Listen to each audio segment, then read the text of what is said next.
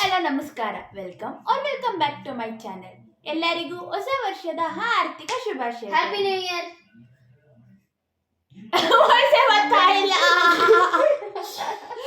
Happy new year friends.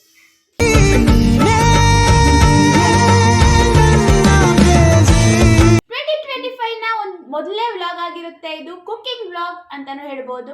ನಾನು ಮಾಡಿರೋ tomato ಗೊಜ್ಜು ಹೇಗಿತ್ತು, ಎಲ್ಲರೂ ಹೇಗೆ ಇಷ್ಟಪಟ್ಟರು ಅನ್ನೋದ್ರ ಬಗ್ಗೆ. ನಾವು 4-5 ಜನಕ್ಕೋಸ್ಕರ ಟೊಮೆಟೊ ಗೊಜ್ಜು ಮಾಡ್ಕೊತಾ ಇರೋದ್ರಿಂದ 8 ಟೊಮೆಟೊ ತಗೊಂಡು 2 ಚಿಕ್ಕ ಈರುಳ್ಳಿ ತಗೊಂಡು ಒಂದು 5-6 ಸಿಗ್ಲು ಬೆಳ್ಳುಳ್ಳಿ ತಗೊಂಡು ಜಜ್ಕೊಂಡಿದ್ದೀನಿ. ಇದನ್ನೆಲ್ಲ ಕಟ್ ಮಾಡಿಕೊಂಡು ಇಲ್ಲಿ ಟೊಮೆಟೊ ಎಲ್ಲ ತೊಳ್ಕೊಂಡು ಚಿಕ್ಕದಾಗಿ ಪೀಸ್ ಮಾಡಿಕೊಂಡು ಮಿಕ್ಸಿ ಮಾಡ್ಕೊತಾ ಇದ್ದೀನಿ. ಯಾಕೆ ಅಂದರೆ ಸ್ವಲ್ಪ ಟೊಮೆಟೊ ಗೊಜ್ಜು ಜಾಸ್ತಿ ಆಗುತ್ತೆ, ಆದರೆ ಕಟ್ ಮಾಡಿಬಿಟ್ಟು ಹಾಕಿದ್ರೆ ಕಮ್ಮಿ ಆಗುತ್ತೆ ಅನ್ನೋದ್ರಿಂದ ಸ್ವಲ್ಪ ನಾನು ರುಬ್ಕೊತಾ ಇದ್ದೀನಿ. ಇಲ್ಲಿ ಈ ಕಡೆ ಸ್ಟವ್ ಆನ್ ಮಾಡಿಕೊಂಡು ಬಾಣಲಿ ಇಟ್ಟು ಬಾಣಲಿಗೆ ಸ್ವಲ್ಪ ಎಣ್ಣೆ ಹಾಕ್ಕೊಂಡು ಎಣ್ಣೆ ಕಾದ್ಮೇಲೆ ಸಾಸಿವೆ ಹಾಕ್ಕೊಂಡು ಸಾಸಿವೆ ಸ್ವಲ್ಪ ಸಿಡಿದ ಮೇಲೆ ಜೀರಿಗೆ ಹಾಕ್ಕೊಂಡ್ಮೇಲೆ ಕರಿಬೇವು ಹಾಕಿ ಕರಿಬೇವು ಸ್ವಲ್ಪ ಚಟಪಟ ಅಂದಮೇಲೆ ಈರುಳ್ಳಿ ಹಾಕಿ ಗೋಲ್ಡನ್ ಬ್ರೌನ್ ಆಗೋ ತನಕ ಹುರ್ಕೊಬೇಕು.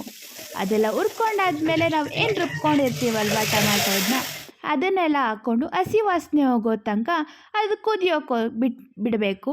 ಅದೊಂಚೂರು ಕುದ್ಮೇಲೆ ಅರಿಶಿನ ಒಂಚೂರು, 1-1.5 ಸ್ಪೂನಷ್ಟು ಧನಿಯಾ ಪುಡಿ, ಮನೇಲೇ ಮಾಡಿರೋಂಥ ಖಾರದ ಪುಡಿ ನಾನು 2 ಸ್ಪೂನ್ ಹಾಕ್ಕೊತಾ ಇದ್ದೀವಿ. ನಿಮಗೆ ಎಷ್ಟು ಖಾರ ಬೇಕು ಅನ್ನೋದನ್ನ ನೀವು ಹಾಕ್ಕೊಬೋದು. ಆಮೇಲೆ ಉಪ್ಪು ಎಷ್ಟು ಬೇಕೋ ಅಷ್ಟು ಟೇಸ್ಟಿಗೆ ಹಾಕ್ಕೊಬೇಕು.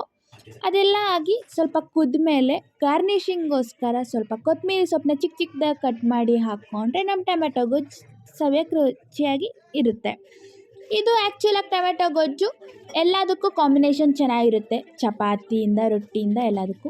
ನಾನು ಸ್ವಲ್ಪ ತೆಳ್ಳಕ್ಕೆ ಅನ್ನಕ್ಕೋಸ್ಕರ ಮಾಡಿರೋದನ್ನ ತೆಳ್ಳಕ್ಕೆ ಮಾಡ್ಕೊಂಡಿದ್ದೀನಿ. ನೀವು ಬೇಕು ಅಂದರೆ ನೀರು ಕಮ್ಮಿ ಹಾಕ್ಕೊಂಡು ಟೊಮೆಟೊನ ಸ್ವಲ್ಪ ಜಾಸ್ತಿ ಹಾಕ್ಕೊಂಡ್ರೆ ನಿಮಗೆ ಇನ್ನೂ ಚೆನ್ನಾಗಿರುತ್ತೆ ಬೇರೆ ಕಾಂಬಿನೇಷನ್ಗೆ. ಅನ್ನ ಕೂಲಾಗೋ ಅಷ್ಟೊತ್ತಿಗೆ ಅಡುಗೆ ಮನೆ ಕ್ಲೀನ್ ಆಯಿತು. ಅನ್ನ ಕೂಲಾದ್ಮೇಲೆ ಹೇಗಿತ್ತು ಅಂತ ಹೇಳಿದಾರೆ ಚಿಕ್ಕಮ್ಮ ಮತ್ತು ತಮ್ಮ. ಹೇಗಿತ್ತು ಅನ್ನೋದು ನೋಡಿ. ಹೆಂಗೈತೆ ಹೇಳು ಸರಿ, ಬಾಯ್ ಬಿಟ್ಟು ಹೇಳು.